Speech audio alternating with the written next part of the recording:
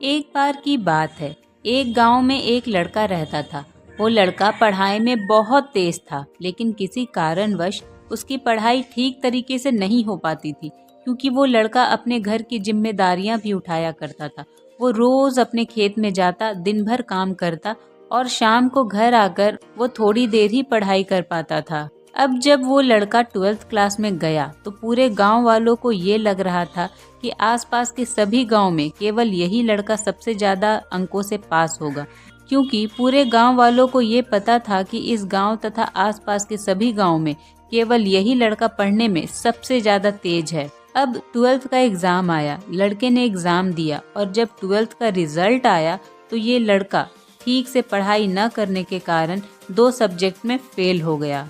जब यह बात पूरे गांव को पता चली तो सारे गांव वाले उसका मजाक उड़ाने लगे और ताना देने लगे। वो जब कभी काम करने अपने घर से खेत की ओर जाता तो उसे रास्ते में मिलने वाले सारे लोग ताने देते रहते। उसका रास्ता चलना मुश्किल हो गया था और वो बड़ा दुखी रहने लगा था। फिर एक दिन थक हार करके उसने ये बात अपने गुरु को बताया कि गुरुजी, जब भी मैं अपने घर से खेत की ओर जाता हूँ तो उस रास्ते में जितने भी लोग मिलते हैं सभी मुझे ताने देते हैं कि मैं फेल हो गया, मैं ठीक तरह से पढ़ाई नहीं कर पाता था, क्योंकि मेरे घर पे मेरे घर की जिम्मेदारियां थी। लेकिन ये कोई समझने को तैयार नहीं, बल्कि सारे लोग मेरा रास्ता चलना मुश्किल कर दिए हैं और वो लोग सभी मेरा मजाक उड़ाते रहते हैं। तो उसके गुरुजी ने उससे कहा कि तुम एक काम करो, एक बड़ा सा बर्तन लो और उस बर्तन को ऊपर तक पूरा दूध से भर दो, और जब उस रास्ते से गुजरना तो ध्यान रखना कि बर्तन से दूध का एक भी बूंद जमीन पर नहीं गिरना चाहिए। ऐसा करने से कुछ ही दिनों में तुम्हारी परेशानी खत्म हो जाएगी। लड़के ने दूसरे दिन से ऐसा ही करना शुरू कर दिया। वो जब भी उस रास्ते से निकलता तो पूरा ध्यान दूध के बर्तन पर रखता कि दूध न गिर जाए, और उसका फोकस दूध पर इतना ज्यादा था कि उसको किसी की आवाज सुनाई नहीं देती थी और उसकी परेशानी खत्म हो गई।